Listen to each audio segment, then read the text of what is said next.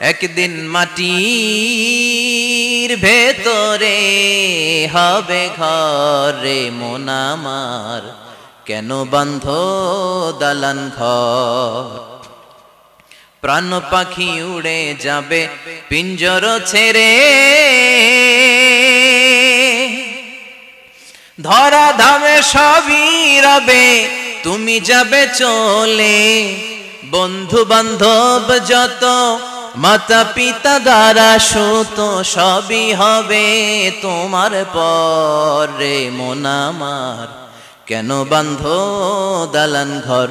একদিন মাটির ভেতরে হবে ঘর রে মন আমার, কেন বাঁধো দালান ঘর? চিল্লায় বলেন ঠিক কিনা?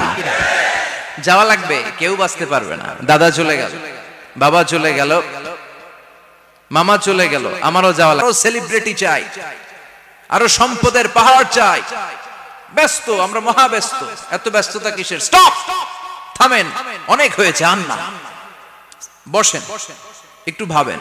দাদা চলে গেল, বাবা চলে গেল, মামা চলে গেল, আমাকেও চলে যেতে হবে। মাঝে মাঝে কবরস্থানে যাবেন, যে একটু দেখবেন এই কবরস্থানে শিশুরা শুয়ে আছে, কিশোররা শুয়ে আছে, আপনার মতো তাগড়া যুবকরা শুয়ে আছে, ওদেরও রক্ত গরম ছিল আপনার মতো। আজ ওরা নাই, সব শেষ, আপনাকেও যেতে হবে। এই কবরে আমাদেরকে যেতে হবেই, কবরের প্রশ্নের উত্তর দিতে হবে। চিল্লায় বলেন ঠিক কিনা? কবরে প্রথম প্রশ্ন করা হবে, মার রব্বুক, তোমার রবের নাম কি? আমাদের রব কে? ওমা দীনুক, তোমার ধর্মের নাম কি? আমাদের ধর্মের নাম কি? বিশ্বনবীর চেহারা দেখিয়ে বলা হবে, এই লোকটাকে তুমি চিনো কিনা? চিনি না আমরা?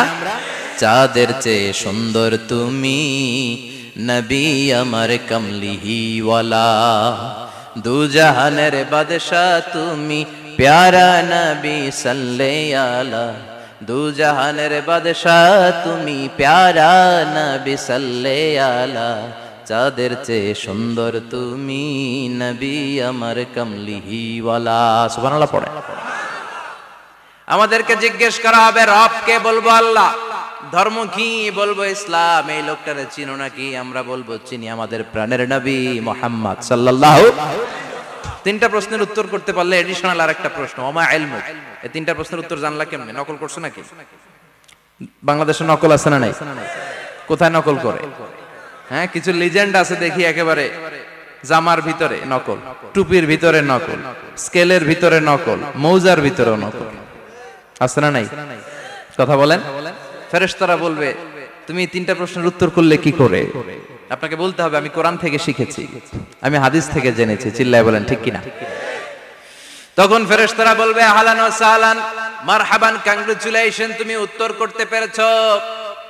ইফসাহু লাহু কবরুহু ৭০ যিরান, আপনার কবরটারে ৭০ হাত লম্বা বানিয়ে দেয়া হবে। ইফতাহু লাহু বাবুন ইলাল জান্নাহ, জান্নাতের দিকে দরজা করে দেয়া হবে। ইলবাসু মিন লিবাসিল জান্নাহ, জান্নাতের পোশাক পরিয়ে দেয়া হবে। আর বলা হবে, নাম কানাউমিল আরুস, বাসর রাতে কনেকে নিয়ে বর যেমনি শান্তির ঘুম, আরামের ঘুম দেয়, তুমিও ঘুম দাও, ঘুমাও। You should get some sleep now, you are very tired man, ঘুমাও, অনেক হয়েছে, ঘুমাও। তোমার এই ঘুম কেউ ভাঙাবে না, ইসরাফিলের সিঙ্গার ফুৎকার ছাড়া। আল্লাহ লম্বা ঘুম যেন দিতে পারি, তৌফিক দাও। আর যারা ইসলাম বিরোধী, কোরআন বিরোধী, বিশ্বনবী বিরোধী, তাদেরকেও প্রশ্ন করা হবে, তোর রব কে? মার রব্বুক, সে বলবে লা আদরি, আমি কিছু জানি না, আমি মাফ চাই, দোয়াও চাই। কথা কন, জানি না, আমি কিছুই মনে করতে পারছি না, আমি কিছু জানি না, আমার ধর্ম নাই, কর্ম নাই, আমার ধর্ম যার যার, উৎসব সবার, আমার কোনো ধর্ম টর্ম নাই, আমার কোনো নামাজ রোজা নাই, আমার কোনো রব নাই। দ্বিতীয় প্রশ্ন, ওমা দীনুক, তোর ধর্মের নাম কি?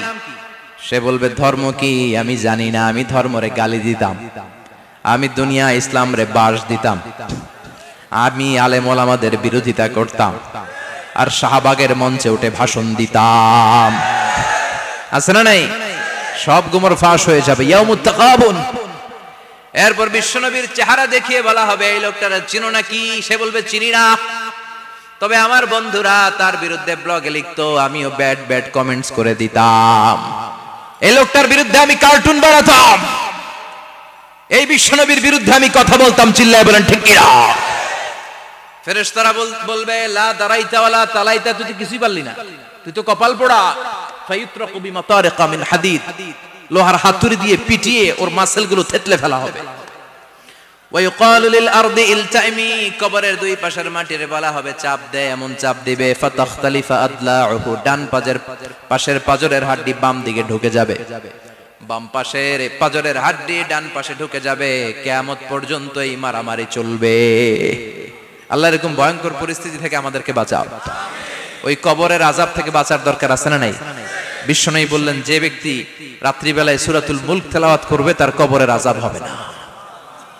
ইন্না হাযিহি সূরাতুন আযীমা মানিআতুন মিন আযাবিল কবর। এই সূরাটা এমন সূরা, সাধারণ কোন সূরা না। এই সূরাতুল মুলক যে রাত্রিবেলায় তেলাওয়াত করবে তার কবরের আযাব থেকে তারে বাঁচিয়ে দিবে কে? নাম্বার 1 ফাজিলাত, স্ট্যাটাস, মনে থাকবে তো? 2 নাম্বার স্ট্যাটাস শাফাআত লি সাহিবিহা।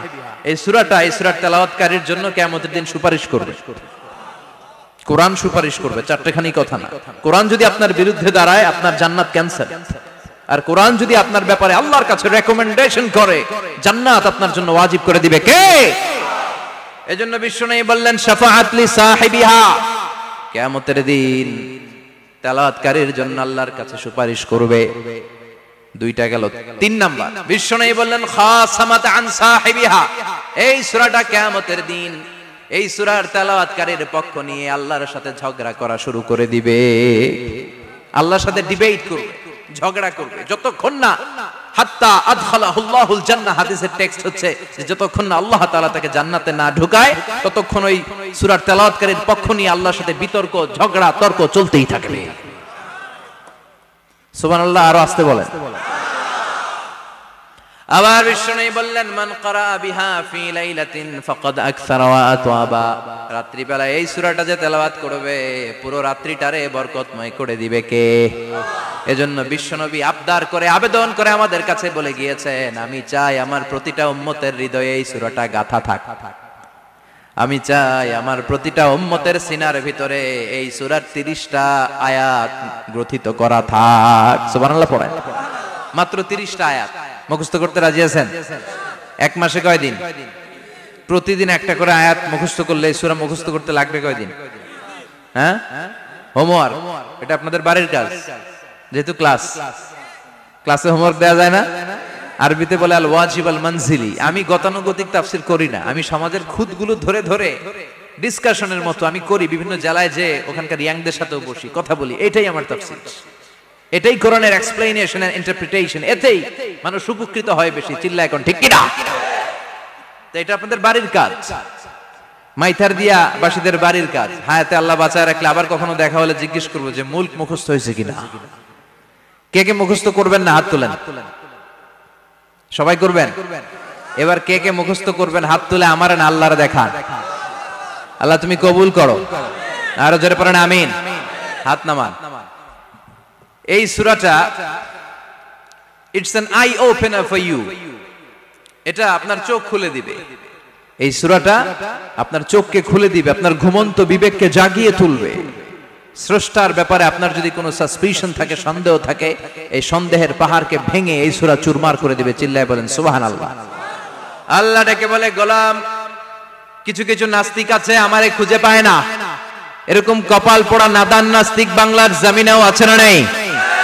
এরা বলে আনসিন ইজ নাথিং, যেটা দেখা যায় না ওটা মানি না, বলে না? Do you see the air in the atmosphere? বাতাসে, বায়ুমণ্ডলে যে বাতাস ঘুরে বেড়ায় এটা কি তুমি দেখো? তো মানো কেন? Why do you believe on that? Why do you believe on air? বাতাস বিশ্বাস করস কেন? কপাল পোড়া নাস্তিকরা বাতাস মানে না, কথা কর। Do you see the bad headache someone feel in his head and he's shouting? মাথার ব্যথায়, মাইগ্রেনের পেইনে যখন কেউ চিৎকার করে তার মাথার ব্যথা দেখা যায়। আমার এখন প্রচন্ড মাথা ব্যথা যদি হয় আপনারা দেখতে পাচ্ছেন তো নাস্তিকরা কি মাইগ্রেনের পেইন বিশ্বাস করে না? মাথা ব্যথা বিশ্বাস করে কি করে না? বাতাস বিশ্বাস করে কি করে না? কয় আনসিন ইজ নাথিং, যেটা দেখি না ওটা বিশ্বাস করি না। কপাল পোড়া। আল্লাহ ডেকে বলে গোলাম আমার সৃষ্টির দিকে তাকা, আকাশের দিকে তাকা, বাতাসের দিকে তাকা, সাগরের দিকে তাকা। সাগরের মধ্যে আমি আল্লাহ আছি না নাই? বিশাল বড় বড় পাহাড়ের দিকে তাকা, ঝর্ণার দিকে তাকা, ঝর্ণার মধ্যে আমি আছি না নাই? ঝর্ণা ঝর্ণা ঝর্ণা রে, বলনা বলনা বলনা রে, কার বিরহে পাগল পাড়া তুই, কার মিলনে ফুল ফসলে ভরা রে তোর দুকুল বই, কার মিলনে ফুল ফসলে ভরা রে তোর দুকুল বই, ঝর্ণা ঝর্ণা ঝর্ণা রে, বলনা বলনা বলনা রে, কার বিরহে পাগল পাড়া তুই। সুবহানাল্লাহ পড়েন। ঝর্ণার দিকে তাকাও, সাগরের দিকে নজর করে দেখো, বিশাল পাহাড়ের দিকে নজর করে তাকাও, ওই পাহাড়ের মধ্যে আল্লাহরে খোঁজে বাবা, চিল্লায় বলেন ঠিক কিনা?